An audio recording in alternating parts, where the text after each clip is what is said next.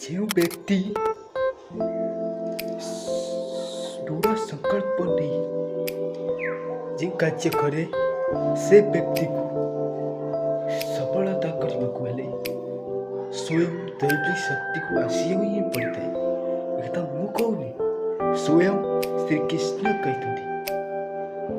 आउ गोटे कथा कहते श्रीकृष्ण जो व्यक्ति कथिरे चिंता आत्मविश्वास स्टार्ट रही है सहित दृढ़ संकल्प नहीं से कार्य करता है से व्यक्ति निश्चित सफलता पाई से व्यक्ति को दैविक शक्ति कष्ट कर स्टार्ट कर सफलता